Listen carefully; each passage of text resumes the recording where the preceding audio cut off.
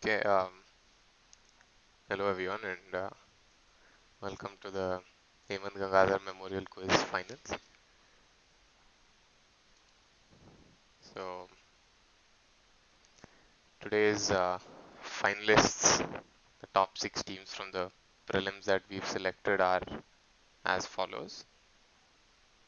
The first team to make it through is Bono and Clyde, which consists of Stefan and Atidit. If you guys could introduce yourselves. Hi folks, I'm Stefan. Third year IT. Yeah, looking forward to it. Hi, I'm Mathideep Bharadwaj. I'm in final year chemical. I'm looking forward to this quiz. Okay, and in the second position is Team Yaksha, consisting of Rahul and Vivek. Can you introduce yourselves? Yes, my name is Rahul and looking forward for this quiz. I am Vivek and from second year Meta. I'm looking forward for the quiz. Alright, the next team to qualify is called the 10th Dentist, which consists of Udbhav and Rahul. Hi everyone. I'm Udbhav, third year Triple E. Looking forward to the quiz. And this is Rahul, third year CSE. Yeah, looking forward to the quiz. Okay, great. And to close up our lineup, the next 3 lone wolves that we've got are Nirmal Nair, Krishan Shetty, and Samarth Prabhu. So if you could introduce yourselves in that order. Hey, I'm Nirmal, third year Mech, and hope it will be a fun quiz. Vishen, yeah, second year M.Tech. I'm under Science and Tech. Hi, my name is Samarth Prabhu. I'm a final year mechanical engineering student and I hope the quiz goes well. Okay, so with that out of the way, let's start with the quiz. So I hope the stream's live and working. So if you can see on YouTube, you should be able to see the score sheet at the bottom. On the right side, we'll just be showing who all have bounced, which teams have bounced, and the quiz will run in between. So without any further ado, let's get started. So Darshan, can you go to the next slide? So yeah, once again, reminding all of us why we are holding this quiz, and it's in memory of Hemanth Gangadhar, who used to head LSD a few years ago.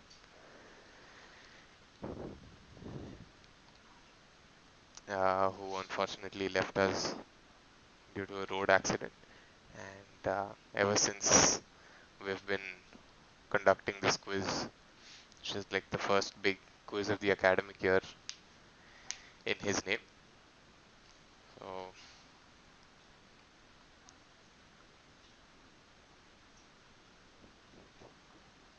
we'll just spend a minute in silence and then proceed with the quiz.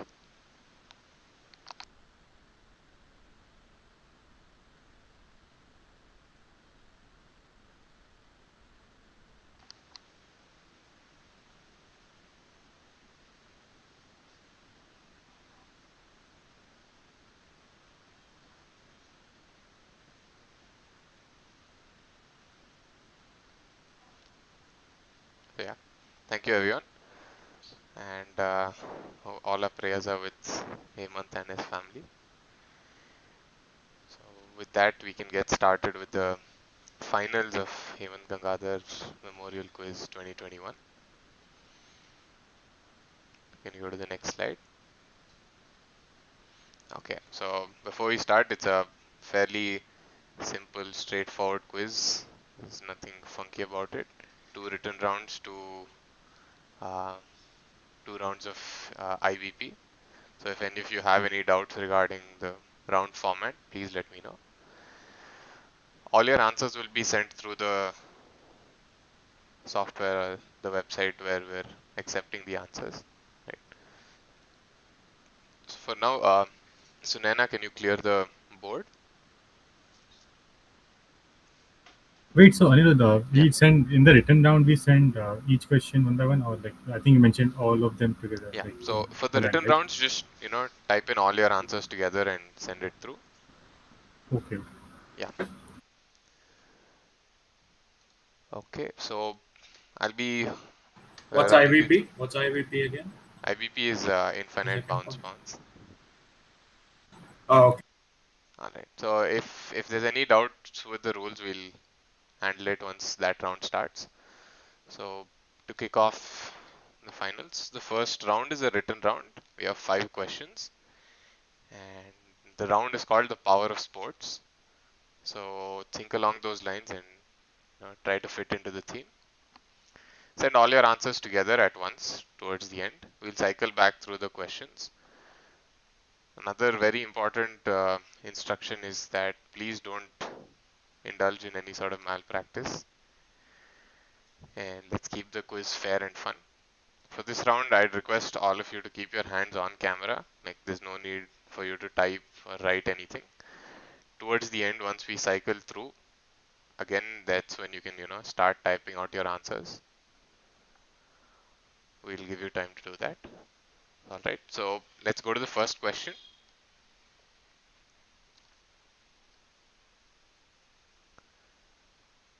Yep, so can you go back to the rules? I'll just explain the point scheme. So yeah, +5 for each correct answer. There's no negative marking. If you get all 5 of them, you get a bonus of +5. All right.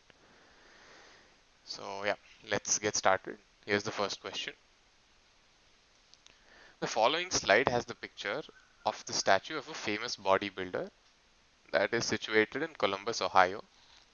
Nicknamed the Austrian Oak, this man has the second most prestigious competition in men's bodybuilding named after him. Fairly straightforward question, not much in the text. Just identify the bodybuilder. Can you go to the next slide? Yep.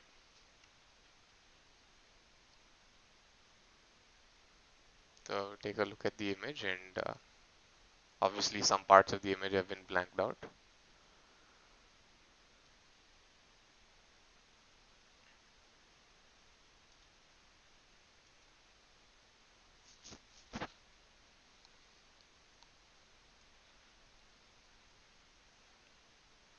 That's question number 1. Can you go back to the text?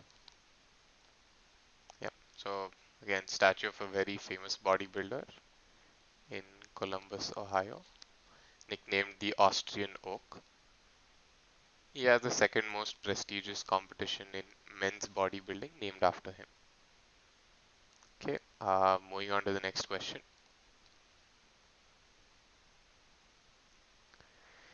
In an interview with Herald, when asked about the event X, person Y is quoted to have said, "It goes without saying that the team members are like my younger brothers because I have seen them coming into the team and then developing into fine cricketers.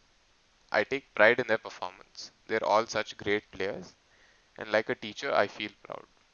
How can I forget members of my own team?" He added on saying that the cancer hospital project is not just my project, it's a project of the whole nation. So we want you to identify what event we're talking about here. The person in picture is not very important for the answer.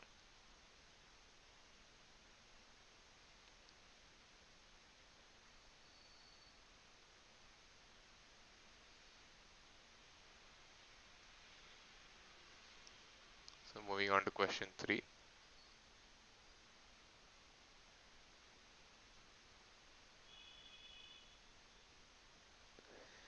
This boxer joined the British Army as a cook in 1946 and later mastered the punching skills due to his strong and athletic body. Remaining undefeated in his career, he first became the light heavyweight champion in 1951 and retained the title till 1960. Years later, in 1974, he invited a certain Peter Serwagi, the then national boxing coach of country Y, in the curtain raiser of the 6th All Africa Amateur Boxing Championships held in Y. The boxer ruthlessly attacked Seruagi as soon as the fight started, and he ended up winning the match by a knockout, as the referee stopped the fight in the second round to save the coach from further punishment. This incident was testament to the ferocity and ruthlessness of the boxer X. ID the boxer who is also quite famous in courts in a field unrelated to sports.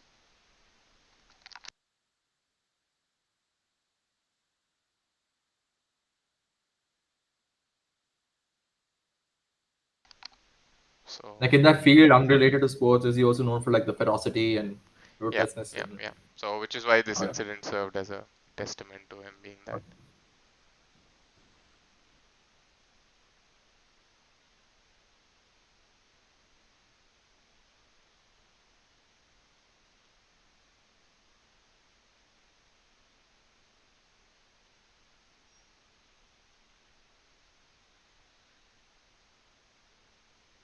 And that's question 3. Is the individual from the same country? Why? It's not suggested, right? No, there's nothing regarding that.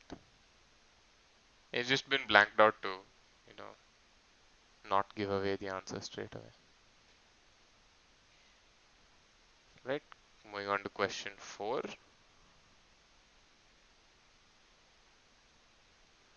The football team of this country is nicknamed the Lone Stars, owing to the fact that the country's flag has exactly one star in it. Quite interestingly, it is also a simple metaphor for X's status within an otherwise unspectacular team. In an article for Guardian, Scott Murray, while describing X, had written the following: X was like his namesake, George Best before him, hamstrung in World Cup terms by hailing from a global minnow. IDX, a Ballon d'Or winner, known for his generosity and his role in building the national team from grassroots.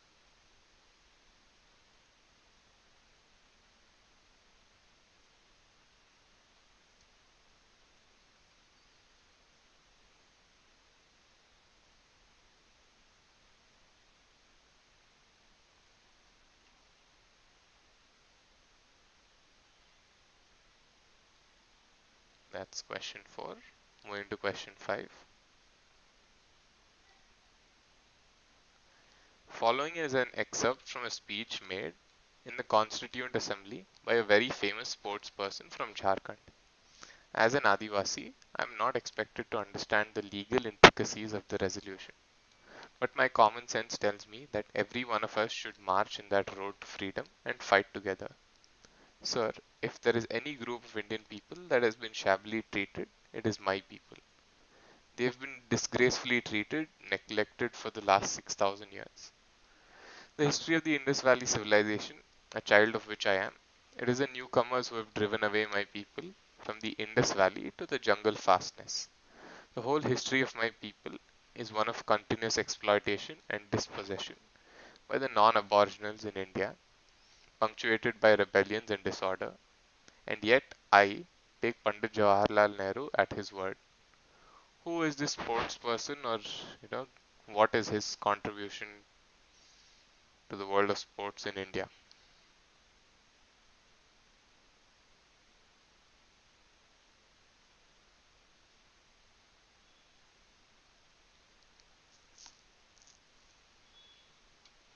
Alright, so now that we're done with the questions, we'll cycle back quickly and you guys can type out your answers and send it through.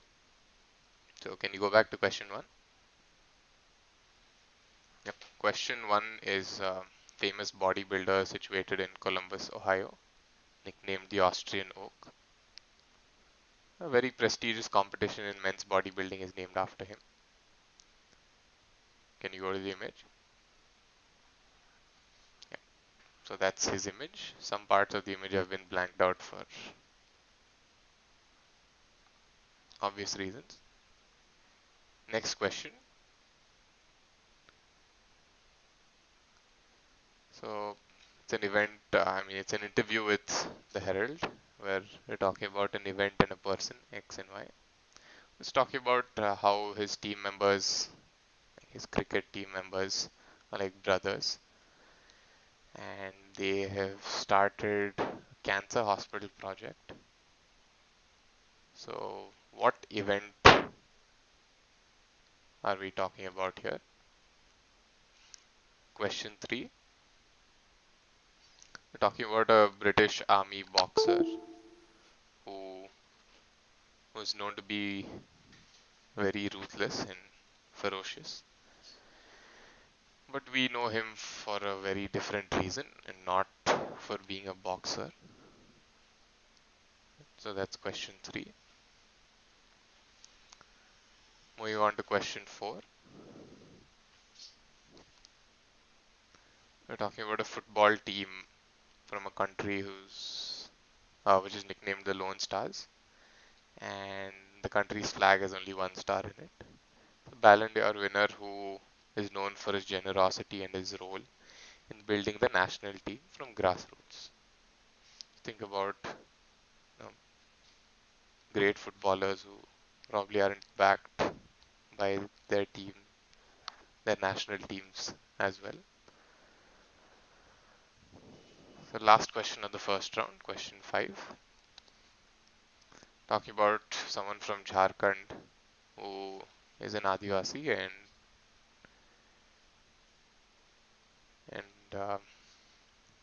feels like the non-Aboriginals have neglected and mistreated his people.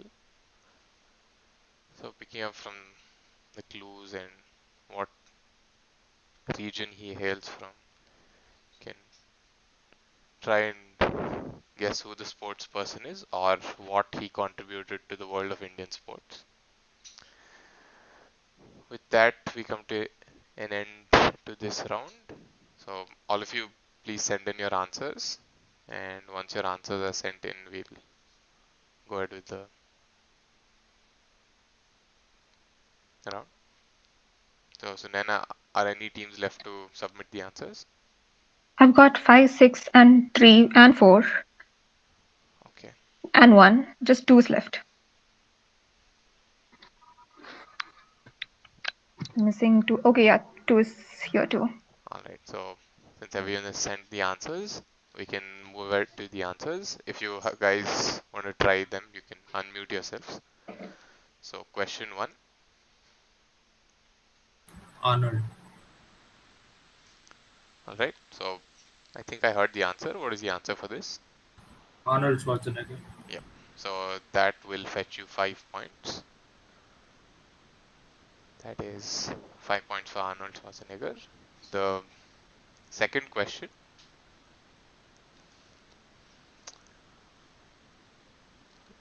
This interview with the Herald, cancer hospital project, Madras, pink jersey. Pink jersey, Madras.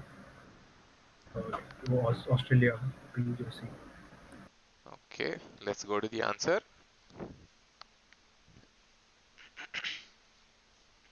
That's a good guess, but the answer for this is, Imran Khan's trophy acceptance speech after the Cricket World Cup final in 1992. So, did anyone get this? Oh, right. For the first one, all 5 have got, but for the second one, none of them. Okay. Looks like a tough one out here. Let's go to the next question. Question 3. Is this George Foreman? No, George Foreman is not the right answer. So think about the theme of the round. It's the power of sports, right? So, what is the recurrent theme in this round? Yeah, I have a feeling it's a politician, but no clue who the politician might be. Right. I don't So know. that was the track we were looking for. Central Africa, someone who's known for being ruthless and ferocious. Mugambe? No, not the answer. Okay, we'll show the answer. Can you go to the answer slide? So the answer is Idi Amin, who was infamous for being a dictator. Team 2 has got that right. Okay. With Great Team 2 answer if and you Team got 5. this. Really, really good answer to get. Question 4. Can you go to the next question? Yeah. Or did anyone get this? Football team. I guess, is this George Way? I feel it's George. Is this George Way?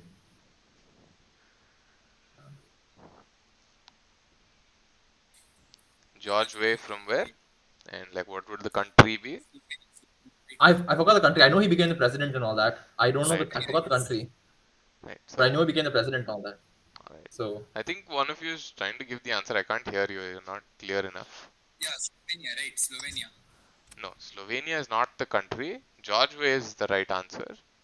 The yeah, George answer Way. Yes, got is it. the president of Liberia. So the 1 star on the flag should give you the country. But for this, if you've given George Way, you'll get points. Moving on to the last question of the round. I think this is a tough one. So did anyone get this?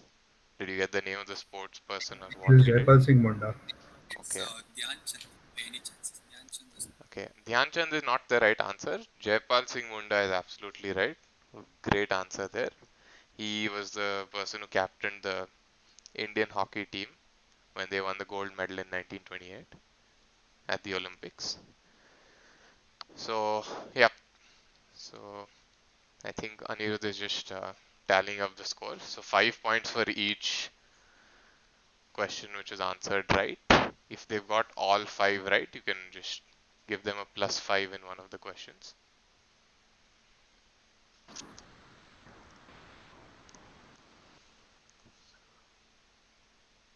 Sunena, who got the fourth and fifth questions correct?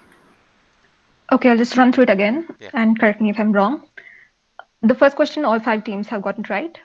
The second question, none of them have gotten it right. The third question, team 5 and team 2 has gotten it right. The fourth question, team 5 and team 1 and team 2. Team 1, 2 and 5 has gotten the fourth question right.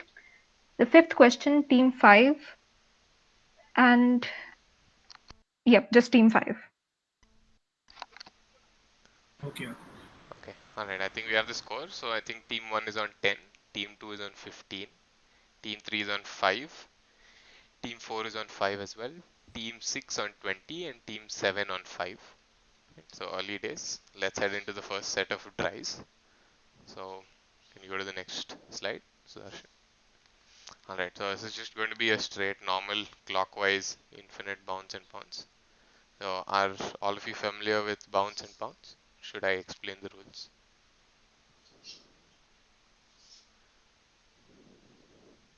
Okay. I think familiar. Alright, so I'll take that as a yes. And let's dive right into the round. So again, if you want to bounce the same way, just send it through the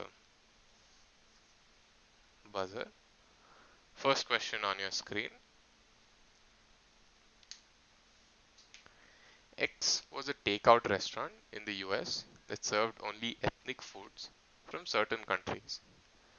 The menu focused on one nation at a time, for example, Cuba, North Korea, Venezuela, Palestine, and rotated every 3 to 5 months. Along with food, it was popular for its lunch hour with scholars, film screenings, and trivia nights. Started in 2010 by 2 CMU art professors. What is the speciality of X due to which it closed in 2017 after receiving death threats? So this question is direct to team 1. The rest of you can bounce and take a jab at it.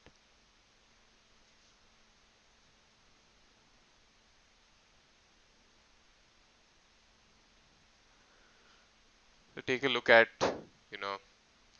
the nations that this restaurant has focused on. See if you can, either give the name of the restaurant or what it does. So with that, I'll be closing pounds in 3. Excuse me. Does pounds have negative? Yeah. So when you pounce, you get a +10 or a -5. So if you get it wrong, you'll get a negative. Anyway, Team 3 has also pounced. Can you once confirm if it's specific enough or is something else needed? no, that's fine. We'll look into it at the end of the round. So Okay. I've got bounce is bounces from closed. team 5 and 3 till now. Yeah. So bounce is closed. Team 1, do you want to take a jab at it? I mean, like based on the countries mentioned, they had dictatorships and like communist regimes. So maybe that's why, because of focus on that, maybe that's why they thought that that's. Okay, that's a good guess, but not the right answer. Not the answer we're looking for. So team 2.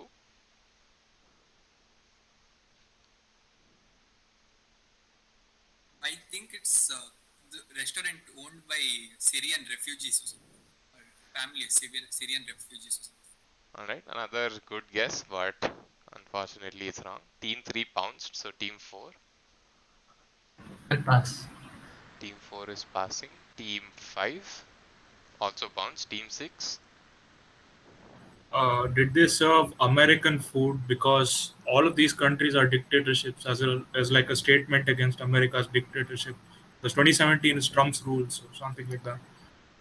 Okay, so all of you So are like, right, all of you are in and around the boundary. What is team 3's bounce? Team 3 has written the country which has a dispute, international issue with US at the time is the current cuisine. Right, so that is the right answer. So can you go to the answer slide? So what we were looking in the answer was the fact that all the countries' cuisines that they served had some conflict with the United States, and the restaurant was called Conflict Kitchen. And around 2017, for obvious reasons, it got death threats and it had to be closed down. So good crack there, Team 3. What is Team 5's answer? Team 5's answer is US rivals Yeah. / non-recognized by US cuisines. Alright, so Team 3 and 5 both get plus 10. No points on the direct to anyone. Moving on to the next question. Question 2. The X syndrome is an Indian origin colloquial term for the swelling or irritation of the chest area between the lungs and other complications of an open sternotomy during cardiothoracic surgery. The visual similarity between an open sternotomy and something associated with X has led to this term. We want you to identify who or what is X. A syndrome named after this entity. I've got a bounce from Team 5.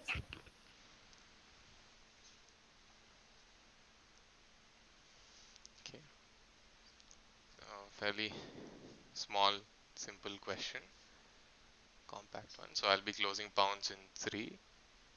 Team 2, 4 too. 1. No more bounces after this. So team 2. Oh no, just Team 4 and Team 5. Oh yeah. Alright. So team 2, do you want to take a shot at this? Do you have an answer? Pass. Right. Team 2 is passing. Team 3. Does it have something to do with some character which was divided from the chest up in Indian mythology? I'm not sure about what it could be. Right. But we're looking for a name, right? So do you have a name? No. Alright. So passing you. Team 6. Team 6, do you have an answer?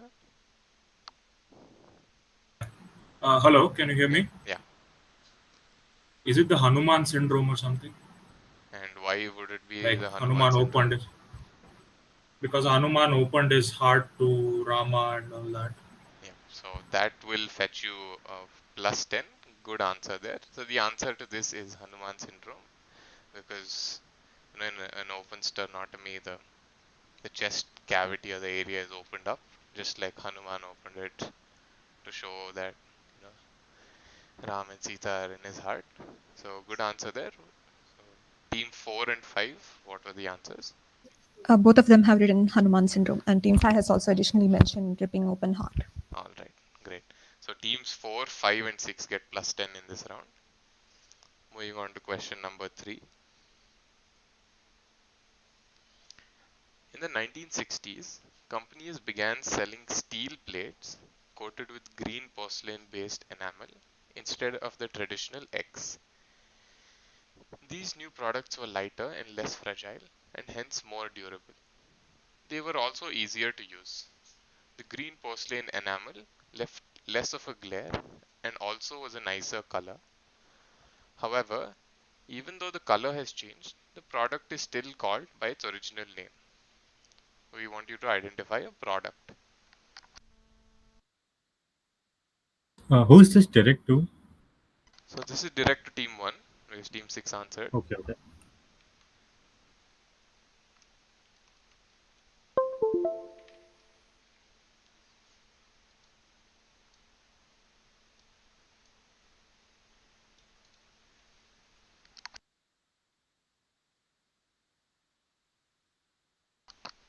So something to do with green porcelain based enamel. Looking for a product. Think about why it would leave less of a glare. Some product which is synonymous with its original name, although it changed its appearance. So closing bounce in 3, 2, 1. Alright, team 1, you have an answer. Is it like a jade Buddha, a green Buddha, something, or I don't know? Hello.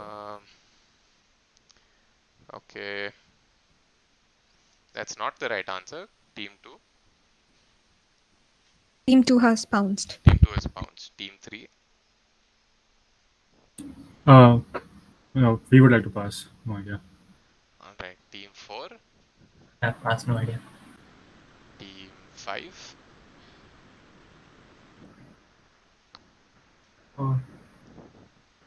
Probably jade steel. Not Jade the steel. right answer. Team 6.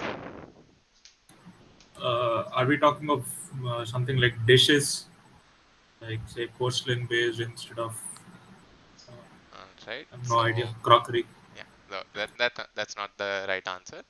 All of you went on a different track. This is something completely different.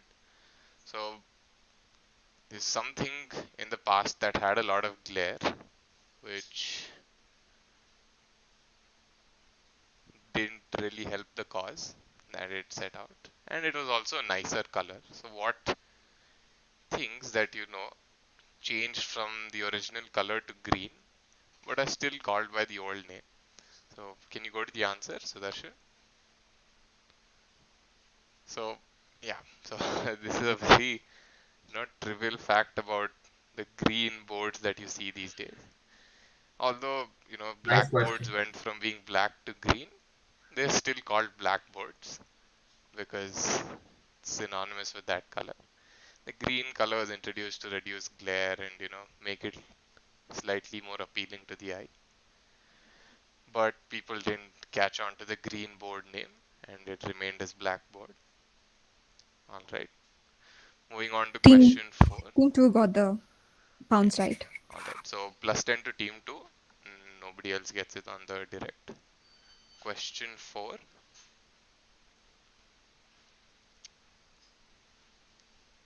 Another very short question.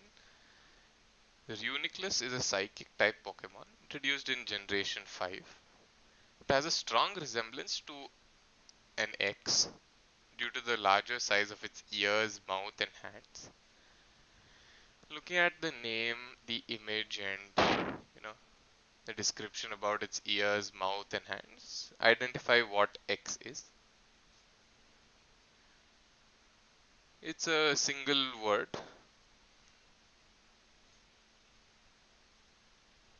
X is not a Pokemon, right? No, X is not a Pokemon. X is like a real life. You couldn't call it a real life thing. It's just something that exists. I could say something in the past is popular in fictional works. I've got a bounce from Team 1. Alright, team 1 is bounced. So this question is direct to team 2 because team 1 didn't answer last time. So team 2 you don't have to bounce.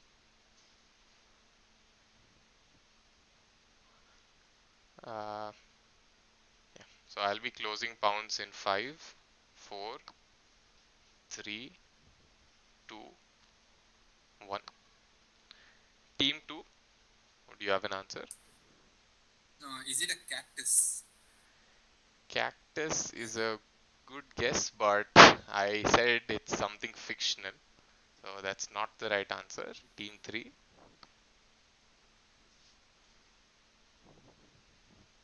Team 3. Maybe it's a pneumatic tube or something. No, again, I think you didn't catch the drift. Team 4. Have to pass. Alright, passing. Team 5. We will go with the one sec.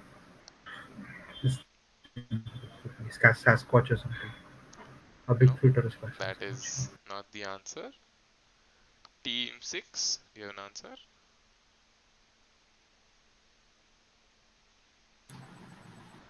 Is it like the Loch Ness monster or something?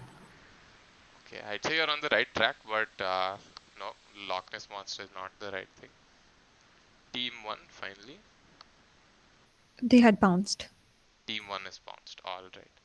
So, I guess anyone out there, one of the scorers, do you have an answer? Anyone has an answer for this? Alright, I'll take that as a no. The answer, can you go to the answer slide?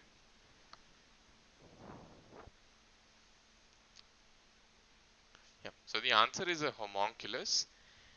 These are fictional characters which are popular in history, which are depicted in a lot of fictional works, and there's a movie out of the same name very recently, a Japanese movie called Homunculus. Guess that was a tough question, needed some more clues. Anyway, moving on to the next question. Team 1 did not get it right. Alright, so a -5 to Team 1. So moving on to question 5. A song written for a 1937 film is most famous for its line, "You like X and I like Y." In the song, the difference between X and Y is to show class differences. However, modern idiom that has been derived from the line is actually used to imply that such differences are trivial and immaterial. So identify X and Y. A very direct question. A song that talks about X and Y and trying to portray a class difference. But in today's context, the idiom that has followed through from this line in the song means the exact opposite, saying, hey, there's not much of a difference, these are trivial differences. And another big clue to lead you to the answer is the fact that there are two objects, which is X and Y. So we want you to identify both. Bounce from Team 5. Alright, Team 5 bounced. This question is a direct to Team 3, since Team 2 didn't answer last time.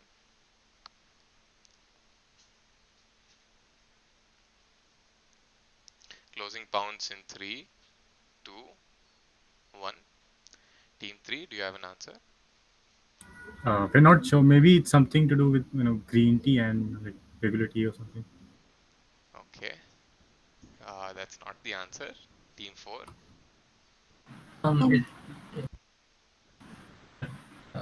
Is it some bread and cake? Okay, not the answer again.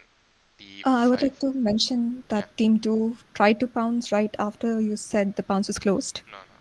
We won't accept their pounds. We'll take them on the I clicked it.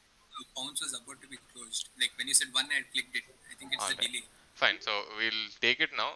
But from next time when I'm counting down, just unmute yourselves and say, hey, Team X is bouncing, so that we know who is typing it out and things like that.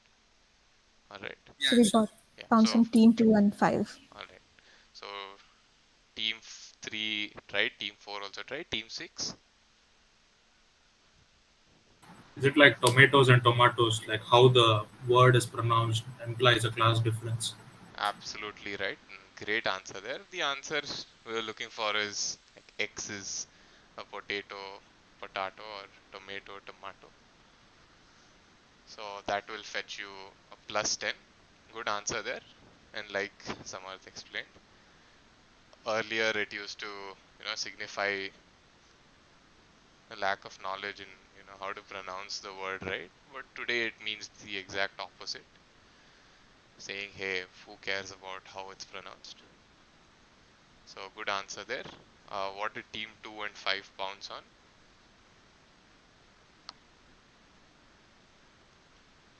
Hello.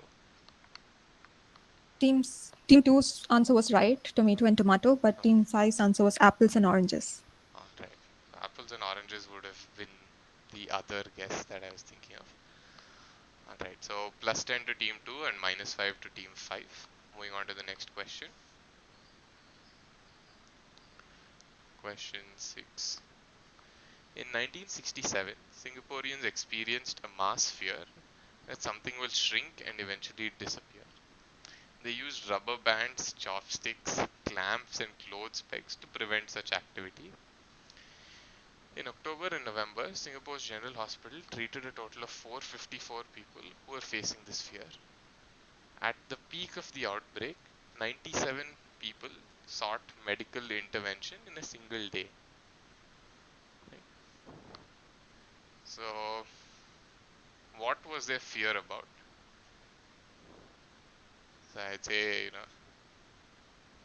think on shady lines. So for the uninitiated, shady lines, at least when you're back in college, meant, something that's NSFW. So, yeah, that will be the clue to this question. Got a pounce from Team 2. Alright. Whose director is this? Whose director is this? This is direct to Team 1 because Samarth answered, like Team 6 answered the previous question. Team 3 also has pounced. Right. We're seeing a couple of bounces. Alright. And Team 5. I'll close pounds in 3, 2, 1. Okay. Team 1, do you have an answer? Mushrooms? Magical mushrooms? Magic mushrooms? Okay. No, that's not the right answer. Team 2, 3, 4, 5 has pounced. Okay, great. So Team 6, do you have an answer?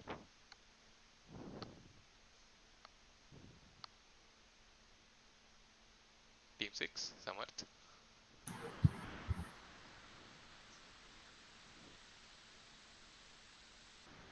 Hello.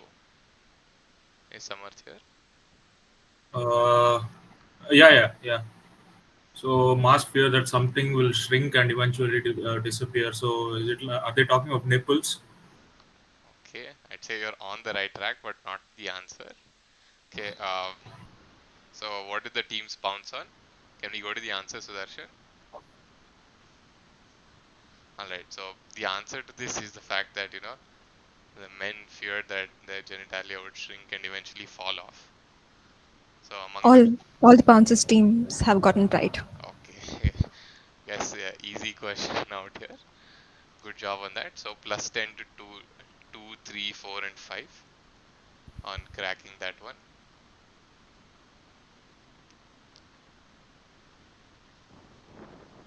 Okay, with that we move to the next question.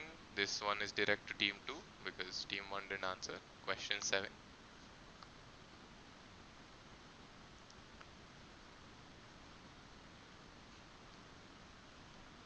In 2012, Ad Age conceded to the timeline and a term coined in 1987. Ad Age's past director once said, "Y was just a placeholder until they found out more about them." Who are they and what is the present placeholder? So we're looking for two parts in this. The Time magazine cover might help you out a bit. So it was a term coined in 1987. take a good look at the Time magazine cover and think about what was a placeholder, which is why it was just a placeholder, until they found out more about them. Who are they and what is the present placeholder?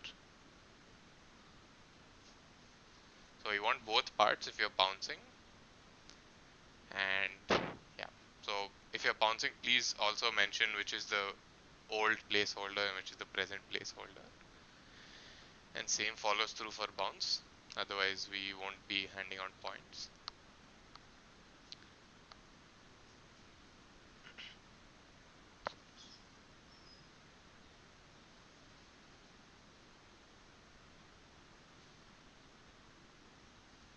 So we'll be closing bounce in 5, 4, 3, 2, 1.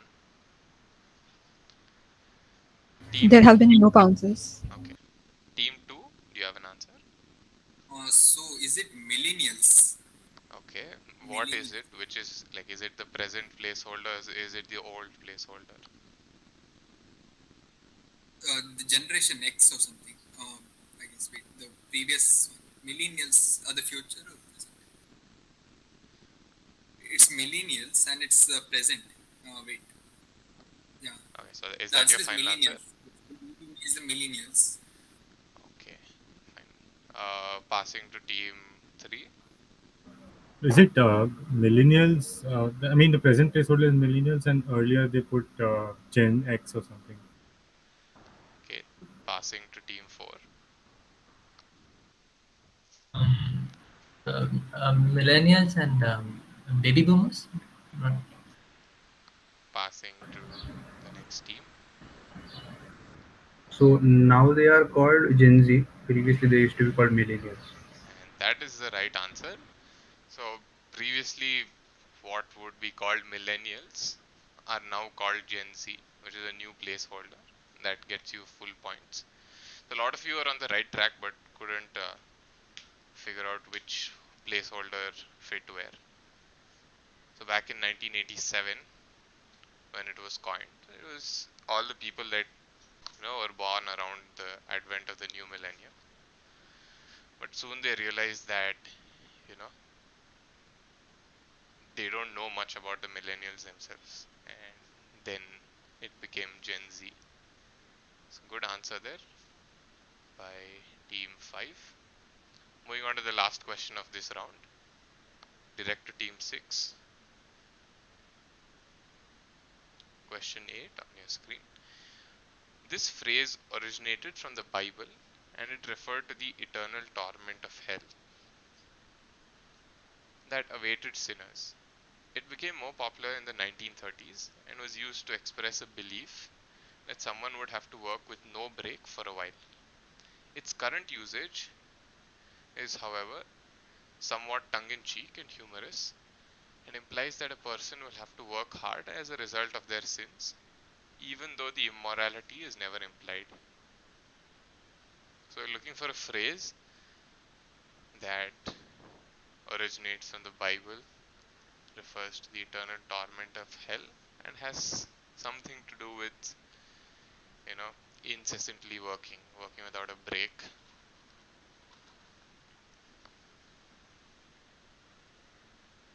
Question 8.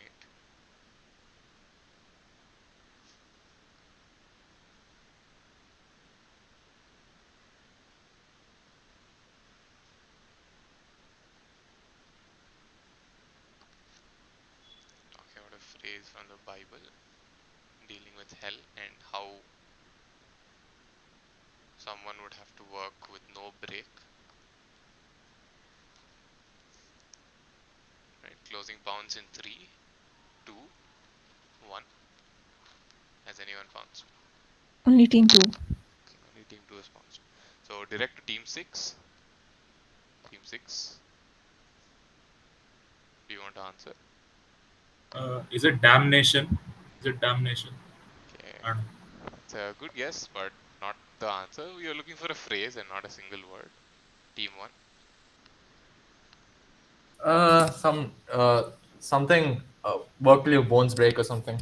Or Not sure. Okay. Grind till your, Passing grind till you. your bones break. Passing you to team 3. Is there no piece for the wicket or something? Okay, I'll give it to you. The answer is no rest for the wicket, which is the phrase, and that'll get you plus 10. What was team 2's bounce? That's right. No rest for the wicket. Okay, great. Good answers there from team 2 and 3. That'll get you plus 10 each. Alright, with that we come to the end of the clockwise IBP. Now we'll be heading to the anti-clockwise IBP, which will be taken over by Amit. Hi, so I'll be doing the anti-clockwise IBP section of this quiz. So initially, can we have the scores till round 2? So the scores are like this. Team 1 is at 5, Team 2 is at 55, Team 3 is at 25, Team 4 at 25, Team 5 at 45, and Team 6 at 25 again. So again, anybody's game basically. Right. Okay, so the rules are the same as the previous round. Plus 10, minus 5 on the bounce, and plus 10 on the bounce. The only difference is that we'll be going in an anti-clockwise direction this time, from team 6 to team 1. So without further ado, let's go to the first question. So Cyanide and Happiness is a daily webcomic running since 2005. Like, I'm sure many of you might have read one or two of these comics. It has a distinct stick figure art style used in his comics and spin-off animations, which is used to present often dark, graphic, and often surrealistic humor, which has been described to have almost no taste boundaries whatsoever, with content covering various topics such as abortion, suicide, necrophilia, etc. So on the next slide is a CNH comic posted on 20th March of 2018. The character in the posters is a reference to the titular character from a long-running British children's puzzle series. So the question is simple: just ID the character. So next slide. Yeah. So the text on the image says, "Have you seen our son?" I'll repeat again. Have you seen our son? So I want you to identify the character, and I'd say the picture has many clues. Like, look at since they say "Have you seen our son?" Like, I think you can assume who the characters who are standing there are. So look at the general way how they have been presented, like color schemes, etc., and then connect to which famous puzzle series you can think of. Right. So there's almost So does anybody have any questions, like doubts, hints, etc.? Okay, should we write the name of the character? The character should be enough. Okay, fine. Bounces from team 1 and 5. All right, I'll close bounce in 5, 4, 3, 2, and 1. Okay, so direct to team 6. So team 6, can I please give an answer? No, team 2 has also bounced. Yeah. Okay, fine. So the character is Waldo from Where's Waldo, or Wally, I think it's called. But Where's Waldo is the puzzle. I'll give it. So Where's Waldo is a series, and Wally or Waldo is the character. So yeah, that's correct. So points to so team 6 gets points on the direct. Team 1, 2, and 5 have all gotten it right. Right. So nice. So go to the next question. Right. So if anybody doesn't know can I go back, please? So if anybody doesn't know what Where's Wally or Where's Waldo is, like, it's basically a puzzle series where you're supposed to identify the main character Wally in this image.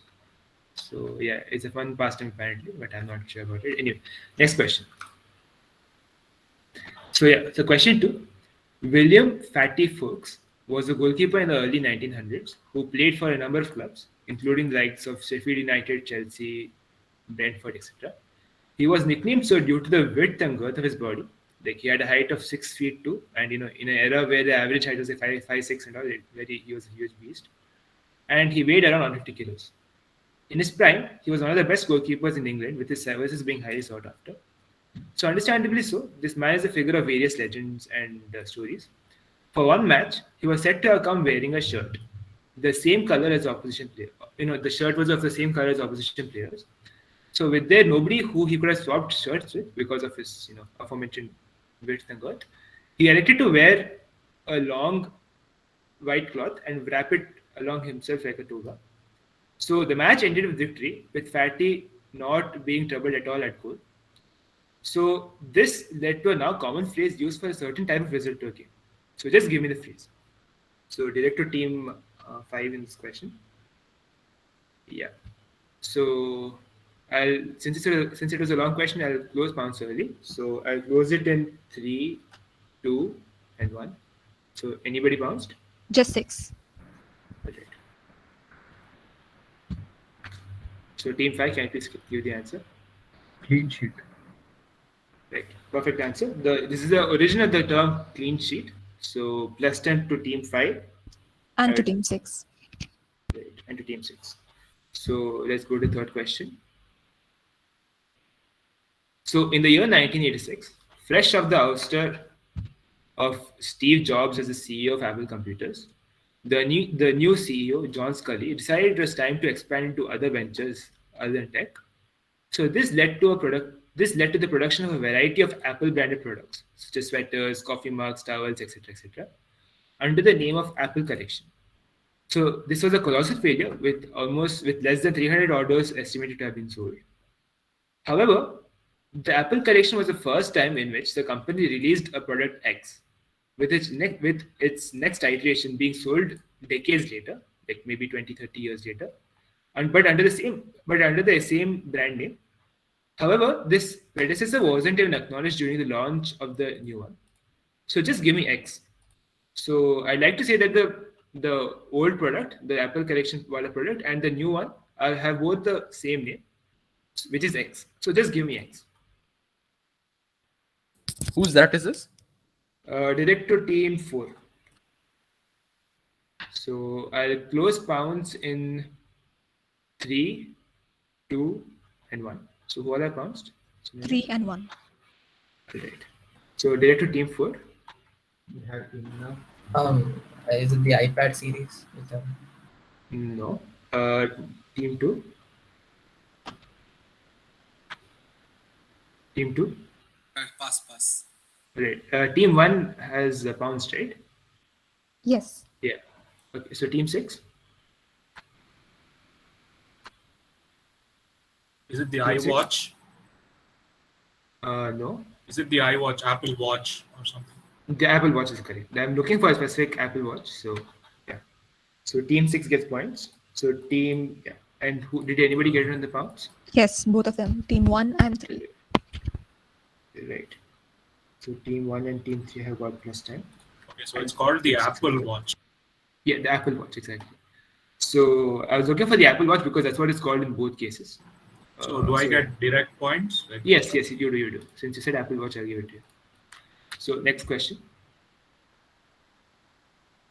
Right. So Hamburger University is a training facility at the X organization's global headquarters at Chicago, Illinois.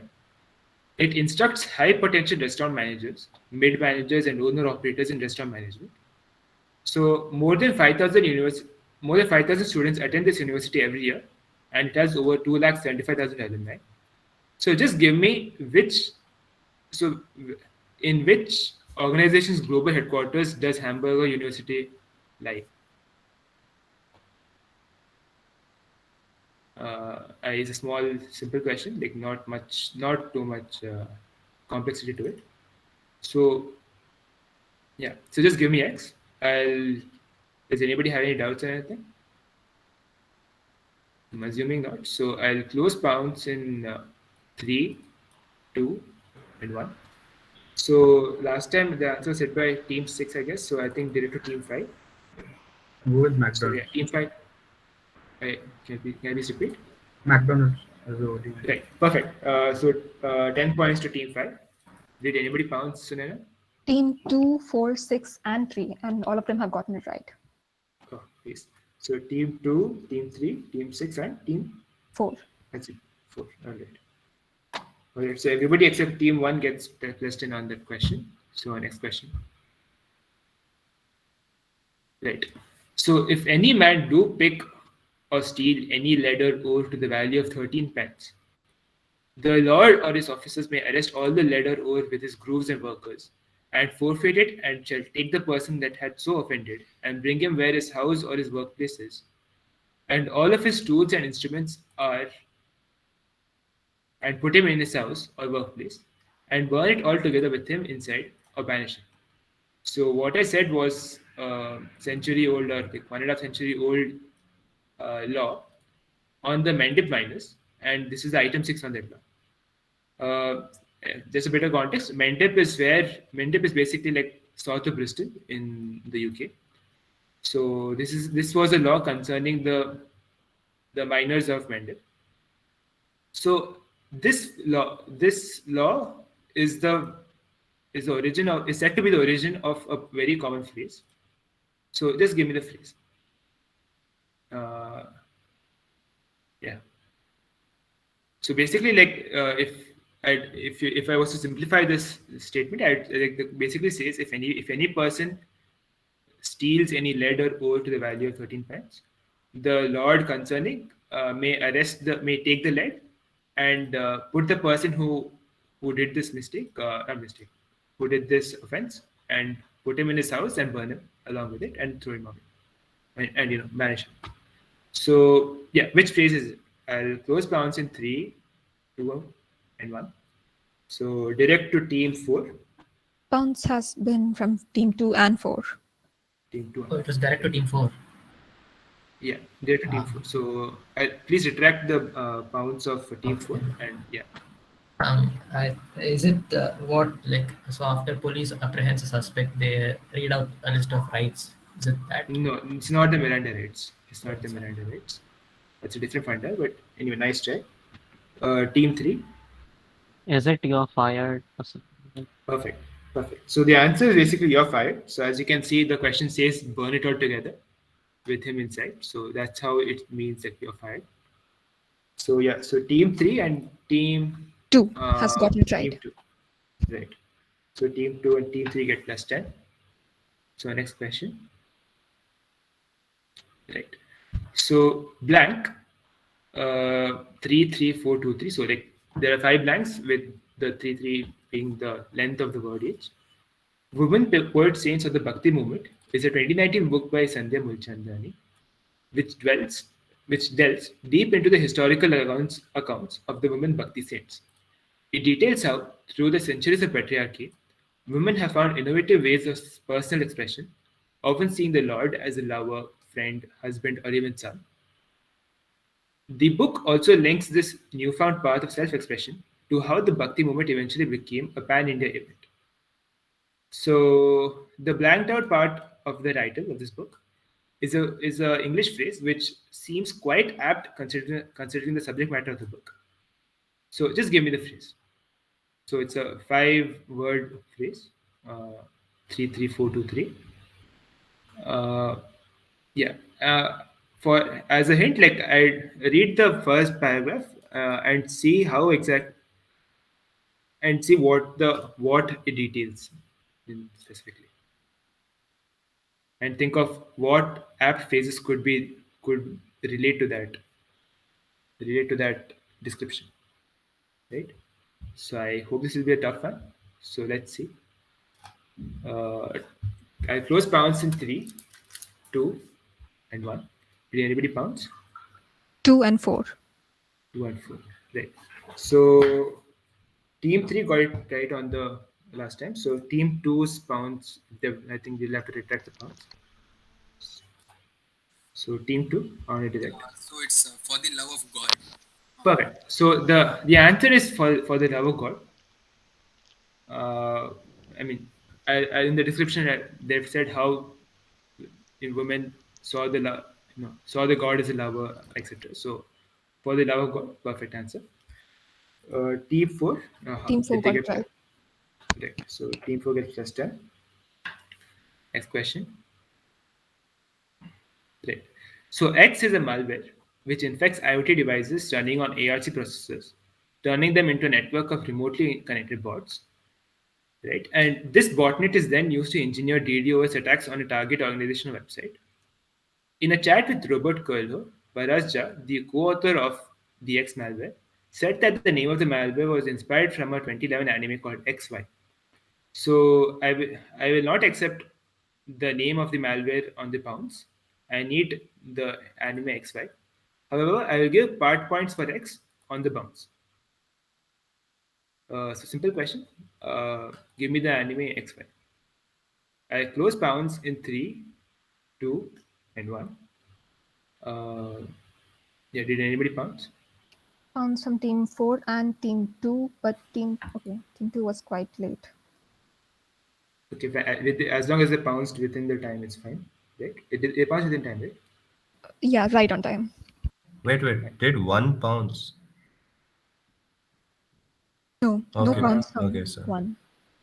Anyways, it's team 1's direct as per the line. So team 1 on your direct. I'm just going with Death Note. Just No. basic. No. Very basic, no. Team 6. Team 6. Pass. Samad? Pass. Team 5. Neon Genesis. No, not NG. Team 4. Team 4 has pounced. Team 4 pounds, sorry. Team 3. Team 3. Is it ransomware or something? No, ransomware is a class of malware. It's not exactly name. Team 2 has pounced, right? Yes. Right. So did anybody see any scorer? Anybody Yeah, have any guesses for this? Mirai Nikki. Sorry. Perfect. So the answer is Mirai Nikki. So the X is the malware Mirai. So yeah, the answer is Mirai Nikki. Did anybody get it on the pounds? No, team 4 answered Naruto Shippuden, and team 2 was Mirai/Zombie, which I don't think is I specifically said not to give only X. So -5 for both team 2 and team 4. Right. Question 7. Let's go to question 7. Team 2 had given part, right? Part answer. Yeah, but I had said specifically on the that I required Mirai Nikki. I required the anime name, so I won't be giving points for team 7. Okay, fine. Right. So team 7, question 7. Yeah. No, question 8. Right. Yeah. Okay. On the morning of February 2020, the residents of Mangalore reading the morning paper were shocked to see the news of 4 people dying in a mid-air crash above the airspace of the Mangalore airport. For many people, it brought back memories of the tragic May 2010 crash, which had left 158 dead. The shock, however, turned to one of relief, if not full relief, at least pseudo relief, as they read past the headline. Put funda. So, why would the shock turn to relief? Right. So, simple question like, so why would the shock of a crash turn to relief for Mangalore residents? I'll close pounds in 3, 2, and 1. 1 second. Yeah. So team 2 is pouncing. Is team 2 pouncing? I have got pounds only from team 3 till now. Okay. I'm closing pounds in 1. Yeah, I'm closing pounds. Team 2 too. Team 2 also. Okay, fine. So team 2 and team 3 have pounced. It is actually Mangalore in Australia, dude. Rahul. I'm sorry, Ray. Right. Anyway, so team 8 gets, since nobody answered on the last, so team 6. Team 6, Hemanth.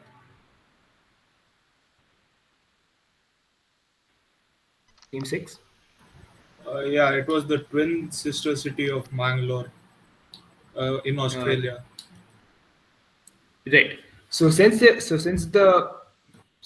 like, Samad gets points. Basically, the crash happened in Mangalore, Australia, instead of Mangalore, India. Rahul, please be careful next time. But didn't everybody hear the answer? Like, Yeah, they did. So I will not be awarding any points to Rahul. yeah. I think you can just scrap this question because Fine. I don't mind either way. But we sent the pounds before. right. So for the people who pounced, they'll get points. Like let's not give points on the directs. Right.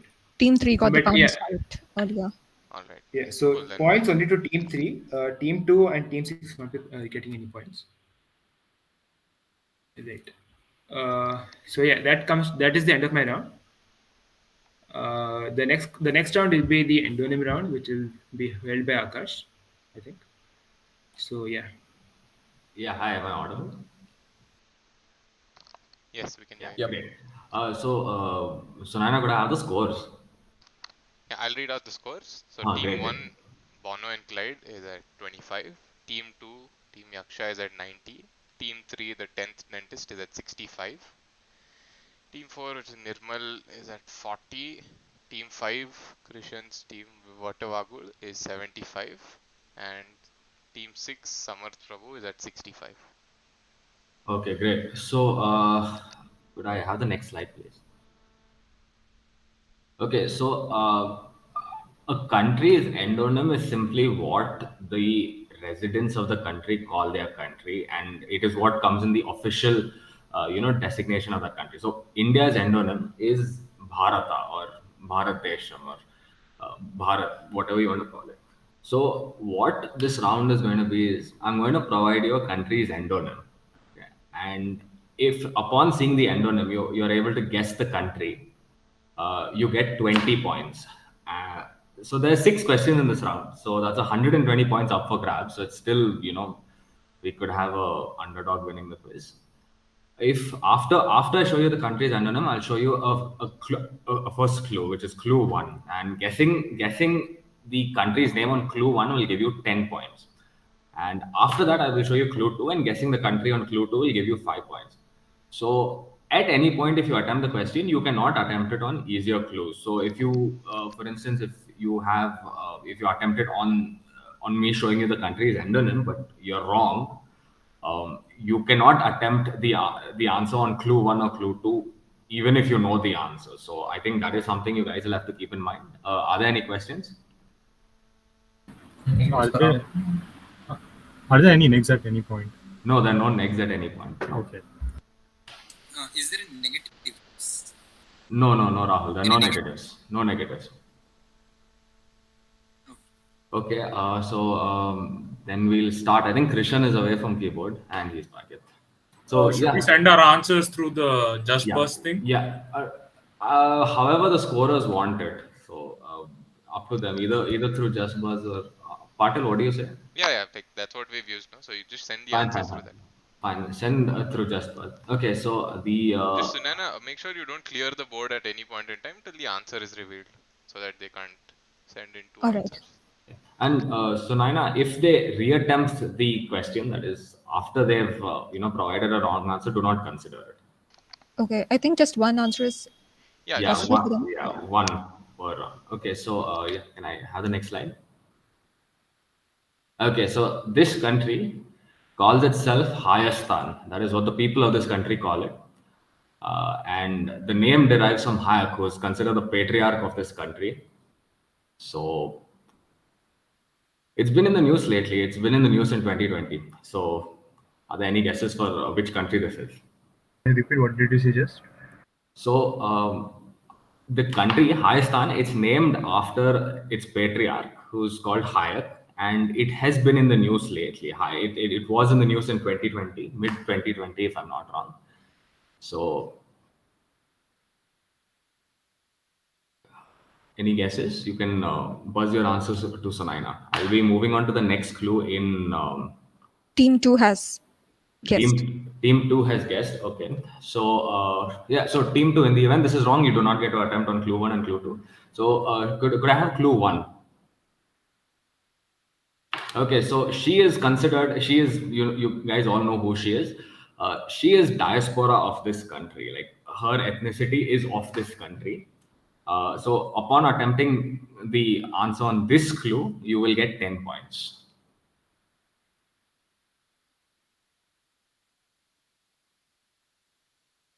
Team 5 and Team 6 has guessed. Okay. I'll give you 10 seconds to the other teams. That's 1, 4, and 3, I'm guessing.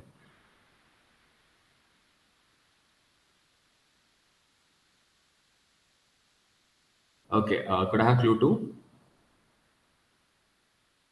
Okay, so this is System of a Down. They're a really famous metal band, and all of them are from this country. And they feature their country very prominently in their music videos, and you can actually see the flag of this country in the background if you observe the picture. So, guessing the country on this round, you get 5 points. Team 3 and Team 4 has guessed. Okay, I'm keeping this open for another 10 seconds.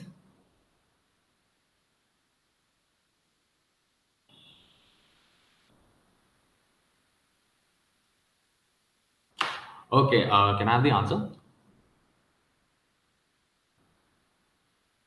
Okay, the country is Armenia. So Armenia is used to be part of many Persian kingdoms, and that's why they ended up having the endonym with the stan at the end. Kim Kardashian is Armenian. All the System of a Down guys are Armenian. A lot of their songs are about the genocide and everything. So can we go to the next? So what are the points, by the way? I'd just like to know. Team 2 guessed before any clues. Team 5 and Team 6 guessed at the first clue. Team 3 and 4 guessed at the second clue. Okay. All right. Okay. All right. Great. The next question. Okay.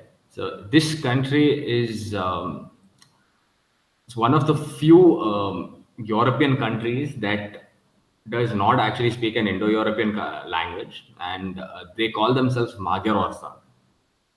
And the people themselves refer to themselves as Magyars. So, which country would this be? Guesses in from Team 5 and Team 2. Okay. Give you 10 seconds before I move on to the next clue.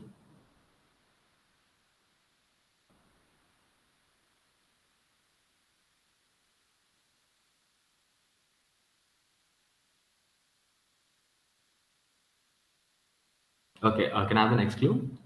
Clue 1. Okay, so the dish on the right is called goulash, and it's pretty much iconic from this country. It's a meat stew, and it's made with a lot of paprika, which is the red powder on the right. Paprika is one of this country's most famous exports. So,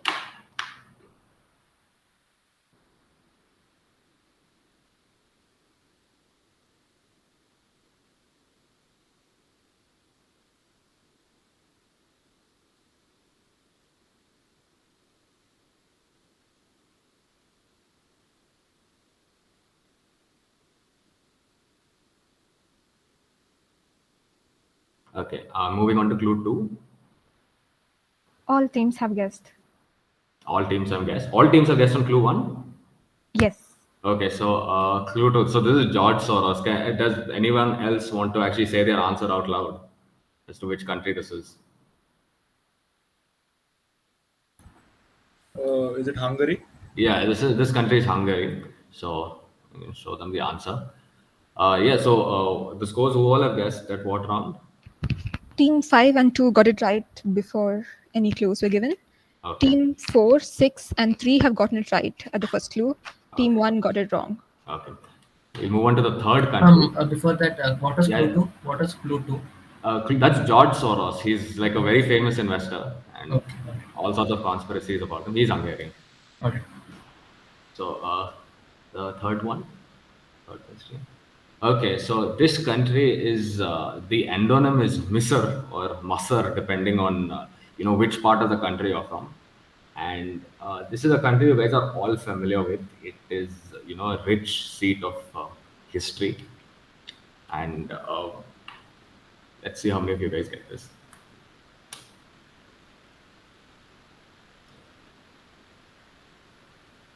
I'm going to clue 1 in 10 seconds.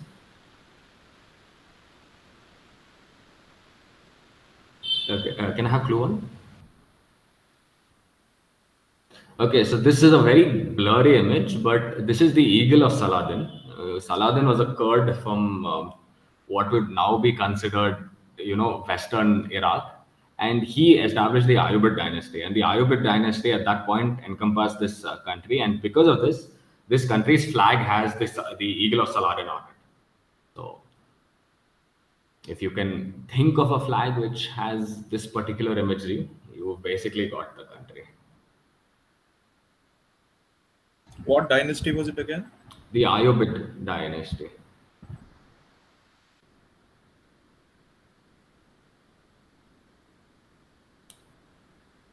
That should give you a rough geographical location to look at as well. I mean,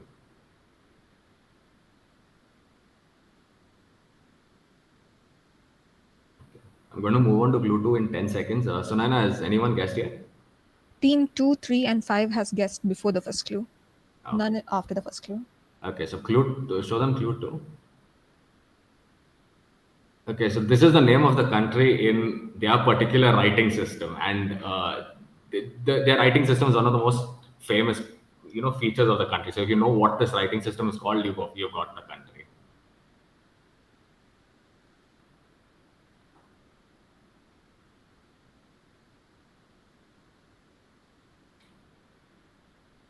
And all have guessed. Okay, so I'm guessing all of you all know the country by now. So the country is Egypt. Egypt has in its flag the eagle of Saladin, which is the golden eagle that it has over there. And then the clue 2 is hieroglyphics. So yeah, we'll move on to the fourth question. Okay, so this country's endonym is Skeparise. I'm probably pronouncing that wrong. So this is a country that is not good. I can't tell you where it's located, but it's notable because they speak a language that's considered Indo-European, but is very, very divergent from everything else. So, pretty unique country that way. The name by which we do know the country is from medieval Latin. So the name is completely different. How we know this country by. So I'll be moving on to clue 1 in like 10 seconds.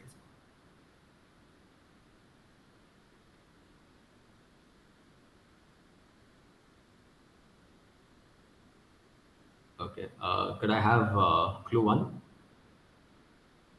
Okay, so that is Dua Lipa, who some consider a musician, and she's of this ethnicity, and that particular hand gesture she's holding is a very, very common form of nationalism, of showing patriotism to their particular country, because the imagery appears on their flag as well. So if you know from which country she's from, or if you can actually see what figure she's making with her hand, and you can relate it to a flag, you'll get which country this is.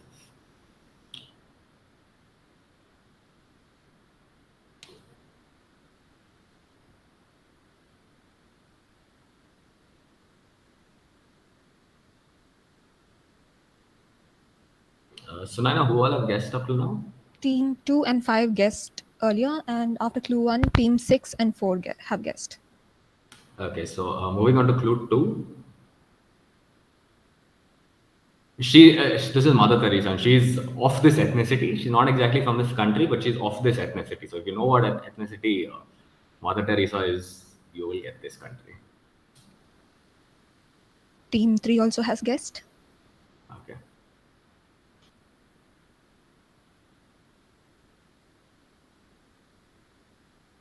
And team 1 has also guessed. Okay, great. So the answer is Albania.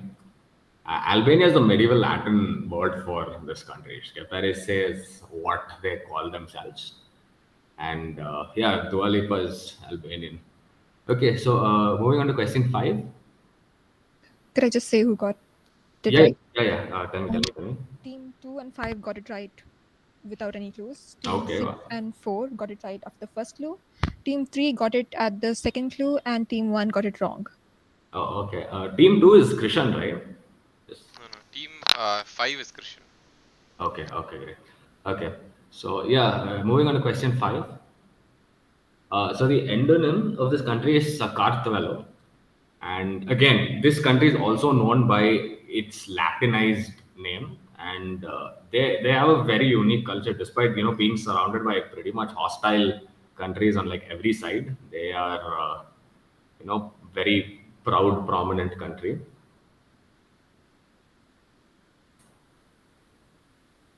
I'll be moving on to clue 1 in 10 seconds. Team 2 has guessed. Okay. Could I have clue 1? So this is kachapuri, which is a famous dish from this country. It's a very YouTube culinary space famous dish because it's basically bread, egg, and cheese. The entire inner portion is filled with molten cheese, and there's an egg on top. So this is a very distinct part of this country's culture, and it's the most popular part of this country's culture, I would say, because it's bread and egg and cheese. You can't go wrong with that. Team 5 has also guessed. Okay, so it's team 2 and team 5 till now, right? Yes. Could you please repeat the endonym? It's Sakartvelo. You can go back to the endonym if you want to say it. Yeah, so it's Sakartvelo. Could I have clue 2? Team 1 also guessed. Okay. Okay, so clue 2. So this is, if you know which state in the US this is, you will know this country. And that's all I can say. I can't say anything else.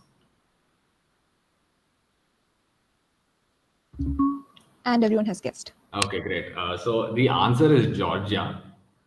Again, Georgia is the Latinized form of Gurjan or whatever the Persians called them. Sakartvelo is what they actually call themselves. And finally, and I think this is the easiest question in the round, question 6. Okay, so the endonym is Suomi. One sec, could I just say the... Yeah. 5. For the previous round, before any clues were given, Team 2 got it right. After the first clue, Team 5 got it right. Team 1 got it wrong. Okay. And after the second clue, Team 6 and Team 3 got it right. Team 4 got it wrong. Okay, great. Okay, so the endonym of this country is Suomi, and this country is split almost, evenly. It has 2 national languages, 2 official languages, and in one of these official languages, in the official language from which the country also gets its, its English name, the country is called Suomi. So I will move on to clue 1 in 10 seconds. Only Team 5 has guessed. Only team 5? Okay. So can I have clue 1? Okay, so this guy was called the White Death, and he is one of the most successful snipers of all time. And if you know which theater of war he fought in and against who he fought, you would be able to figure out which country this is. His most famous image is the one where you can see that his left jaw is completely torn off. He's considered a war hero over there. I don't want to tell his name because then I guess you guys can, it's a little easier then.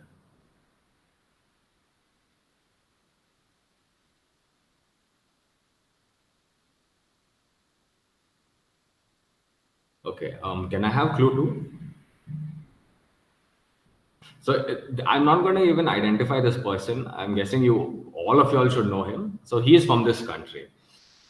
He is he's a very, very famous person in the field of computers who is from this country. A lot of y'all are probably familiar and probably use what he's constructed.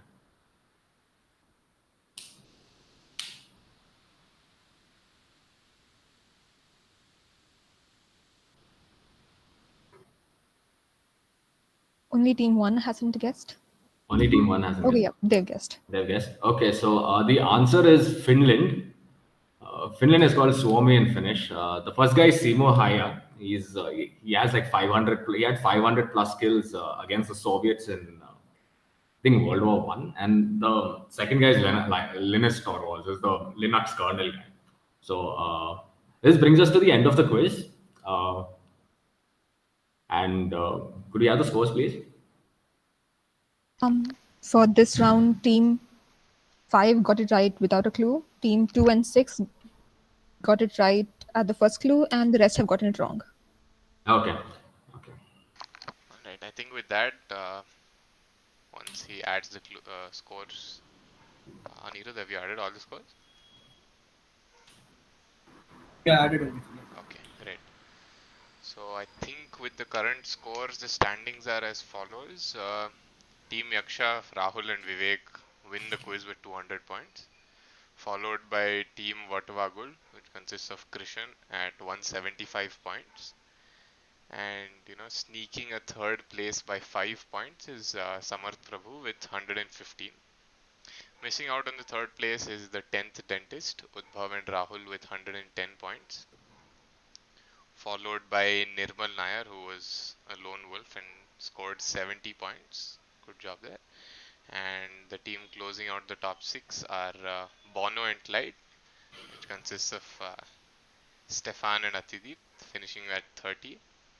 So congratulations to the winner, and thank you for all taking part on a Sunday afternoon. I hope it was an enjoyable experience.